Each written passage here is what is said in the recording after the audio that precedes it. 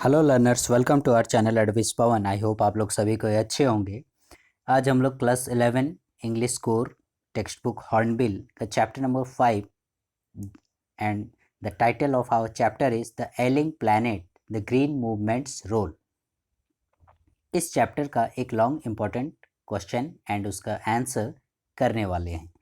ये क्वेश्चन कई बार एग्जामिनेशन में लॉन्ग क्वेश्चन में पूछ चुका है। ठीक है, द एलिंग प्लैनेट यानी बीमार ग्रह, the green movements role, this is the title of the chapter.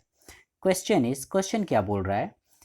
How are the earth's principal biological systems being depleted. ठीक है, अर्थ्स प्रिंसिपल बायोलॉजिकल सिस्टम्स यानी पृथ्वी के प्रमुख जैविकीय प्रणाली। ठीक है, पृथ्वी की प्रमुख जैविकीय प्रणाली। डेप्लेटेड मीन्स होता है समाप्त होना, खाली होना, रिक्त होना, ये इसका अर्थ होता है डेप्लेटेड का। तो कहने का मतलब क्वेश्चन आपको पूछ रहा है कि पृथ्वी के प्रमुख जैविकीय प्रणालियां कैसे विलुप्त हो रही हैं। ठीक है, कैसे समाप्त हो रही हैं, पृथ्वी की प्रमुख जैविकीय प्रणालियां कैसे खत्म हो रही हैं, समाप्त हो रही हैं, रिक्त हो रही हैं। ठीक है, तो इस क्वेश्चन का आंसर देने के लिए सबसे पहले तो हमें ये जानना पड़ेगा कि अर्थ्स प्रिंसिपल बायोलॉजिकल सिस्टम्स क्या है। ठीक है, पृथ्वी के प्रमुख बायोलॉजिकल सिस्टम्स क्या हैं, तभी हम बता पाएंगे कि पृथ्वी के प्रमुख बायोलॉजिकल सिस्टम कैसे समाप्त हो रहे हैं। ठीक है, हाउ। तो first of all we have to describe the earth's principal biological systems.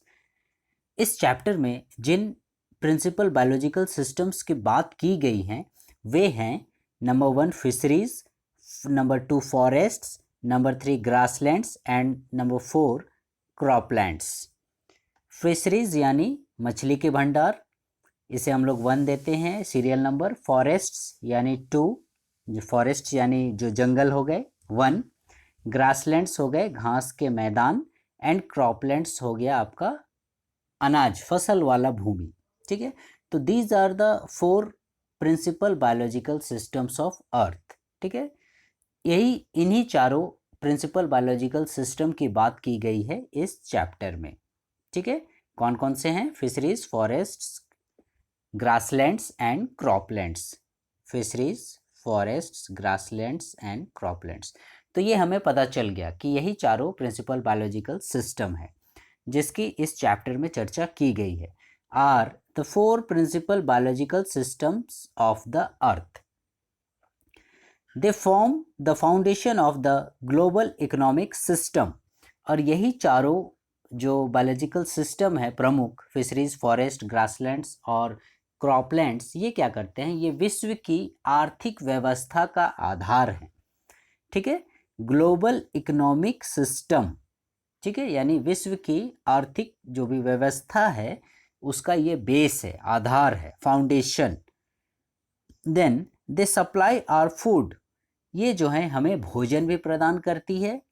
Then they provide almost all the raw materials for industry, और ये हमारे उद्योग धंधों के लिए भी कच्चा माल वगैरह मुहैया कराती है। ठीक है, ये उद्योगों के लिए लगभग बोलिए तो सारा कच्चा माल उपलब्ध कराती है। फिशरीज, फॉरेस्ट्स, ग्रासलैंड, क्रॉपलैंड्स से, except minerals and petroleum products. यदि हम लोग मिनरल्स और पेट्रोलियम प्रोडक्ट्स को छोड़ दें तो लगभग उद्योगों से संबंधित सारे कच्चे माल हमें इन्हीं क्षेत्रों से प्राप्त होते हैं। लेकिन क्या करता है? But man is putting a lot of, लेकिन मनुष्य जो है वो क्या करता है? Putting a lot of. ठीक है, come to the next page. Pressure on them by their over use. लेकिन मनुष्य क्या कर रहा है कि अपने अत्यधिक प्रयोग द्वारा मनुष्य उन पर अधिक दबाव डाल रहा है। ठीक है, कैसे? ओवर यूज करके। कोई भी चीज़ है यदि हम उसका ओवर यूज करेंगे तो जाहिर सी बात है वो किसी न किसी लेवल पर जाकर समाप्त हो जाएगा और फिर हम उसका दोबारा प्रयोग नहीं कर पाएंगे, या फिर हमने प्रयोग किया मेरे आगे वाला जनरेशन उस चीज़ को नहीं कर पाएगा। वही चीज़ बोल रहा है कि मनुष्य जो है इन सब चीज़ों का यानी फिशरीज़ का, फॉरेस्ट्स का, ग्रासलैंड्स का, क्रॉपलैंड्स का, इन चीज़ों का इतना अधिक यूज़ कर रहा है, ठीक है।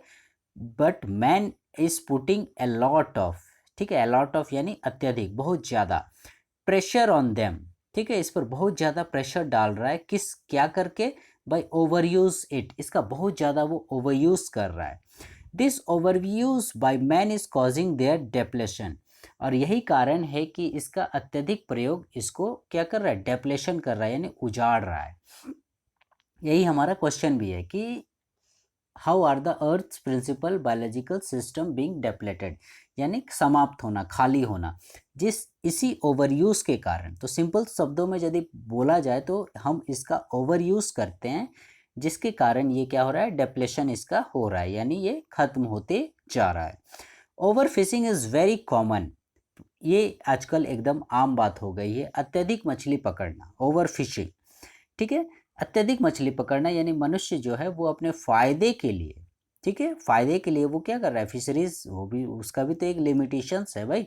ऐसा नहीं कि मैंने भगवान ने कह दिया तथास्तु और पूरा समुद्र में और नदी में, तालाब में जो है मछली भर गया, ऐसी तो कोई बात नहीं है।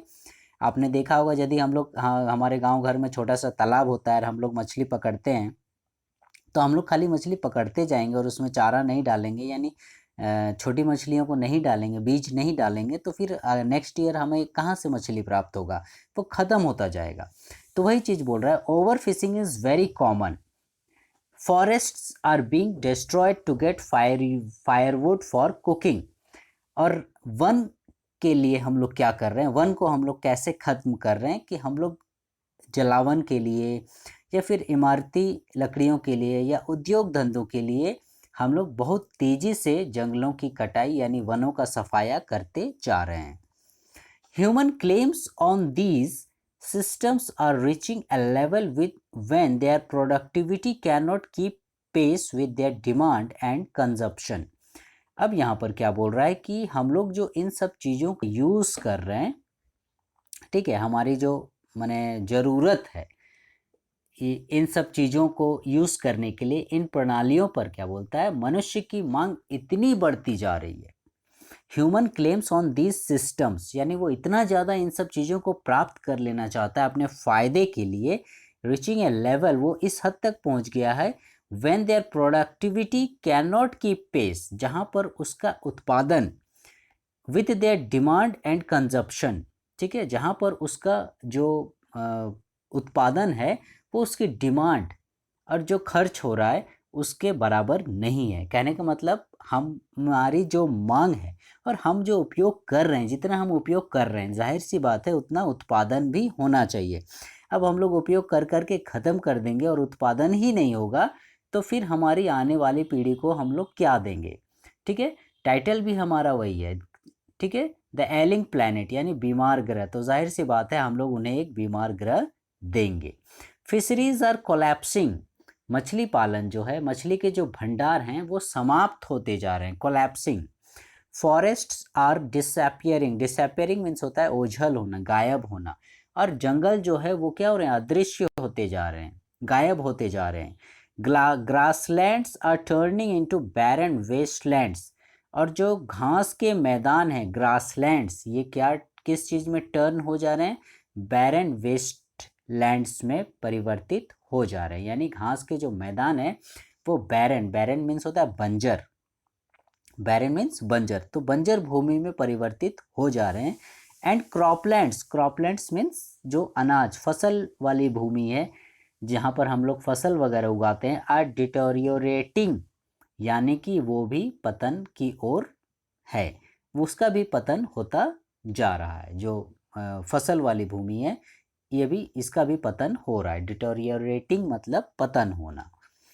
And with the destruction of forests, अब फिर से हम लोग अलग से फिर फॉरेस्ट की बात कर रहे हैं कि फॉरेस्ट का यदि सफाया हो रहा है, फॉरेस्ट खत्म हो रहे हैं, इससे क्या होता है?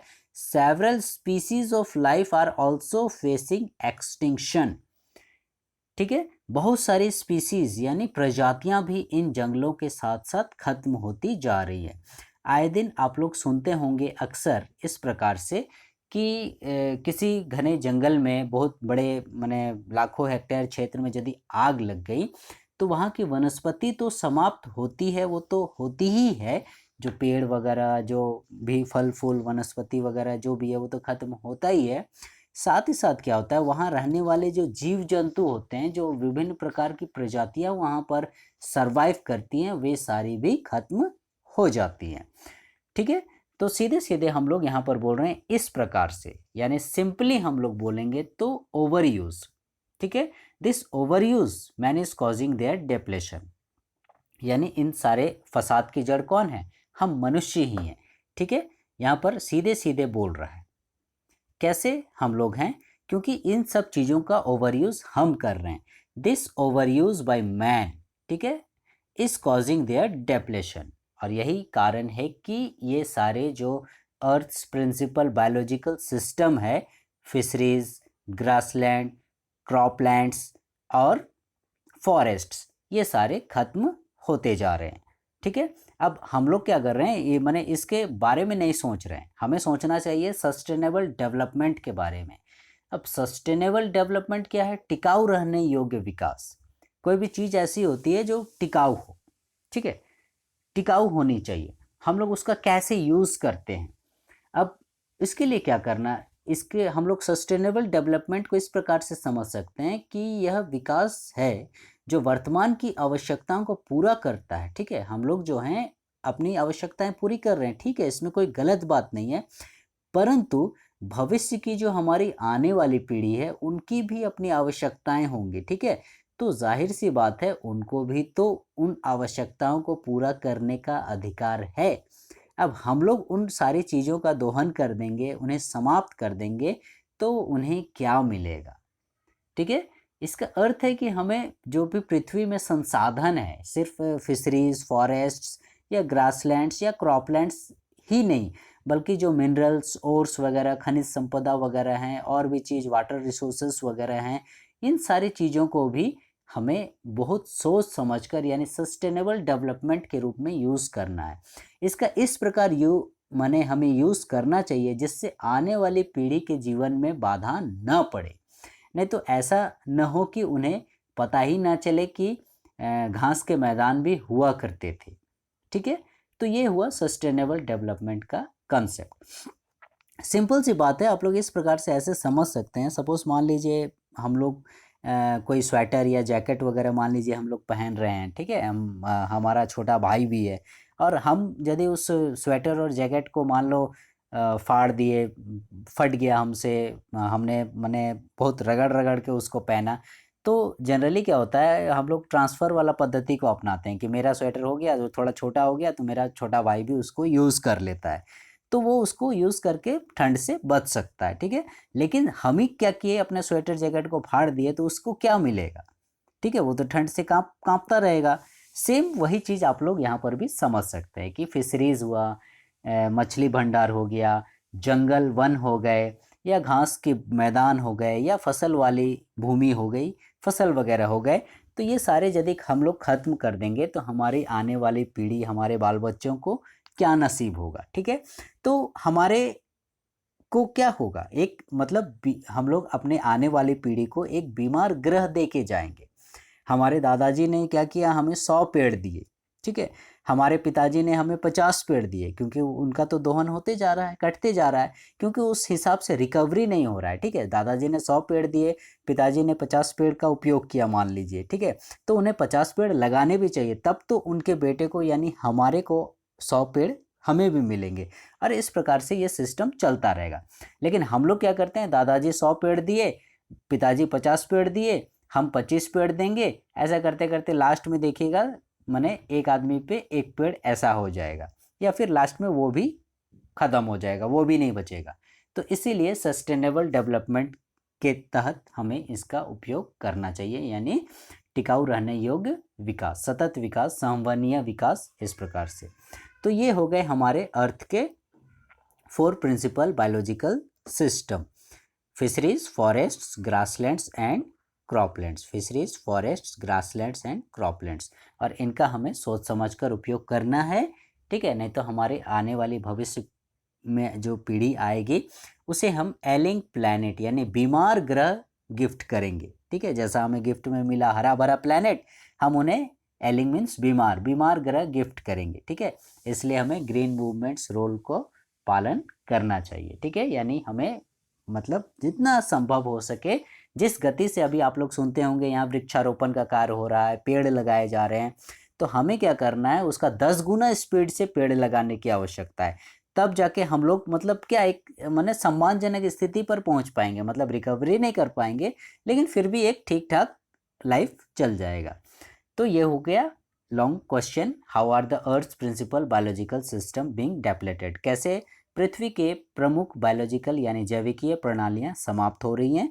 तो इस प्रकार से बाय ओवर यूजिंग देम, ठीक है, हम लोग उसका अत्यधिक उपयोग करके उसे समाप्त कर रहे हैं। सो लर्नर्स, आई होप आपको ये क्वेश्चन एंड आंसर पसंद आया होगा। For the next video please stay connected with our channel advice power and please like share subscribe our channel. Thank you.